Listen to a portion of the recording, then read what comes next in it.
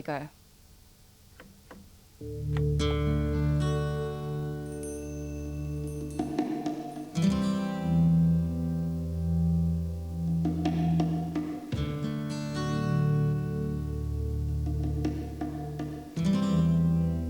I can't figure out who is what in the political situation or who's doing what to whom and when or even why anymore. We've suffered the consequences. That's why we have about 2,000 orange marches every year to commemorate something that happened in 1688 and 1690, what the Englishman has forgotten all about. But we're still it.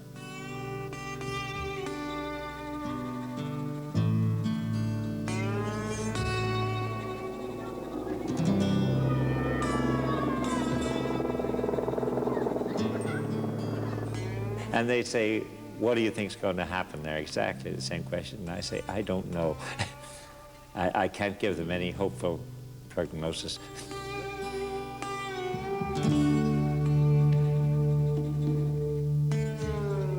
Say to all the people, especially the coming up to nearly 3,000 that we've lost in riots and bombings and killings, God, give them another chance if there is one.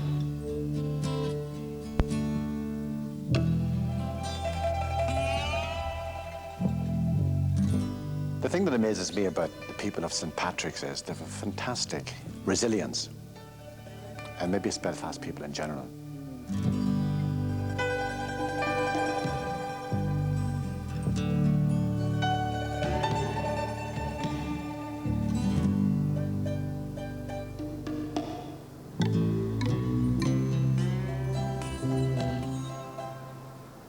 Belfast in all its glory or otherwise. I'm going down to take a close look at a part of it, a part that I know very well indeed. Do you see those tower blocks? That's the New Lodge Road, and that's where I'm going.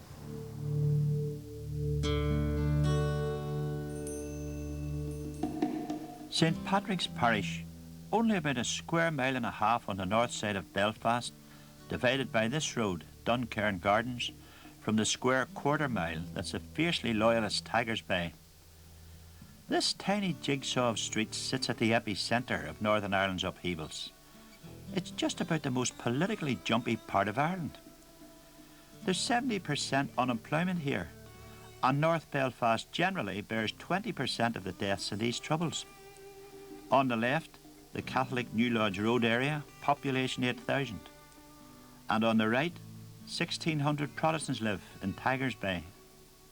I was born just across the road there in Tigers Bay. But when I was 14, I came here to Hillman Street to live. This was all Protestant area then. For 3 streets back it was Protestant, and the Catholic area finished up there on the New Lodge Road. So I know this place inside out. I know every inch of it. I'm a Protestant going in to look closely around St. Patrick's Parish. In my youth, I'd never have dreamt of doing any such thing, but now, well, they don't mind me now. But today, what I'm doing, the residents from either community daren't do.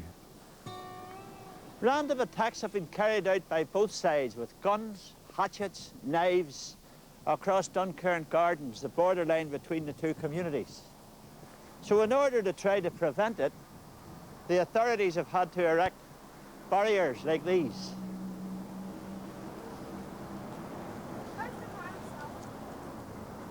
This is the Catholic side of the barrier, but Catholics didn't always live as close to Duncairn Gardens as this.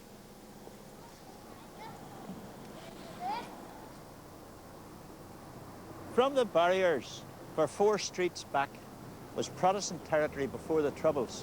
You can still see the brackets on the walls here and there where their Union Jacks were put up on the 12th of July. But the Protestants were forced out by Catholics, who themselves had earlier been driven out of estates where they had been trying to integrate with Protestants.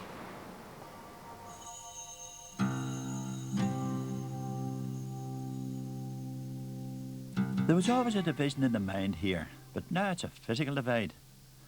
Although I didn't know it at the time, 4 big names grew up here along with me. 3 on the other side, and 1 on my side. They were Lord Fitt, Frank Carson, Brian Moore, and James Galway. And with their help, I'm going to explore the St. Patrick's Parish of our youth and today. St. Patrick's Spire is one of the most familiar landmarks. Frank Carson knows it better than I did. Well, this is probably one of the parts of town which I spent my entire childhood going to the school, just on the corner there. Next door it was a Christian Brothers school. Upstairs was a girls' school where my lifelong sweetheart, whom I married 41 years ago. And it just seems like yesterday. You know what a bloody awful day yesterday was. And I went to the school at the corner there, the public elementary school. And I always remember the headmaster, a man called Tracy. And he used to say to me, Carson, you're nothing but a showman. Now, what he meant was I was a show-off, yes, but not a show. Then later, when I went on the stage, he said to me, didn't I always tell you were going to be a showman? Then, of course, I was christened and confirmed and made my first Holy Communion. I was married just here in St. Patrick's Church. And I remember when coming down, the Orange Men used to come down here, as you remember, on the 12th of July. And as soon as they get to St. Patrick's, the lamb begs and the drum, boom, boom, so that you couldn't hear the priest. Yeah. Which was sometimes a good idea, because some of the lectures and the sermons he gave were so boring, it's not true. I can remember them to this day.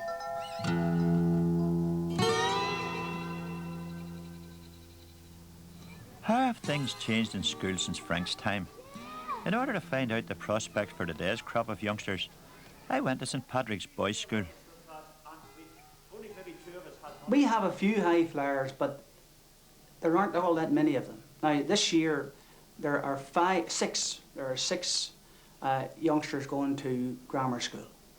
But there would be 50 of them leaving this year. So that's a big number who wouldn't be heading towards grammar school.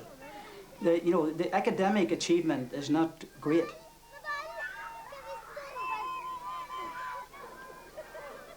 Even now, start and educate them towards unemployment. It means giving them pastimes and interests that will stand by them. But there's not an awful lot you can do about it. Unfortunately, that's the prospect for many of them, Sam.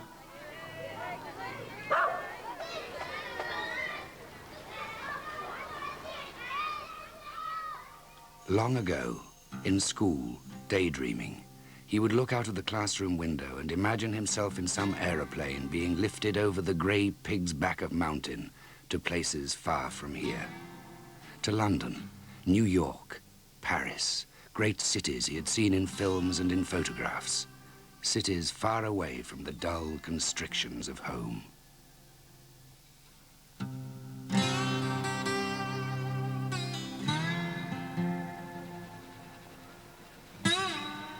With the streets full of unemployed, there's bound to be tension. In my young day, we kids had our scraps with Catholics, but our tussles were harmless enough. However, there's an awful lot more bite to it now. Joe Baker from the New Lodge and Davy McLean from Tigers Bay told me what the scraps are like today. We call them fights. We were fighting, so we were up in Alexander Park, Grange Hall. I was a fight and I was charged with a couple of assaults. No, we used to fight, sort of like meet up at Lapper Street or something. Fight with the other ones from Tigers Bay. Then when the police came, we both had joined the Gallern, tore on the ambulance. And without doubt, numerous amounts appeared in court Monday morning. I usually Roman Catholics are Protestants. You thought Catholics and Protestants? Aye. You didn't seem to mind which? No, so it didn't really, to be honest.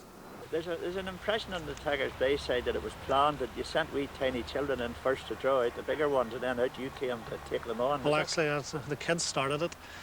We finished it. Or actually, the police finished it whenever we were up in court Monday morning. Starts off with young, comes out and starts throwing the ambulance. Then the big ones comes out later on. So start it, finish it. See, the kids, it's a game. They don't know what the meaning it is, because they have no future, like, no way, like. Because their age, you don't know what the future's going to be like around here with all this place. So they don't have some saying. They think it's fun to us, you have to watch your back.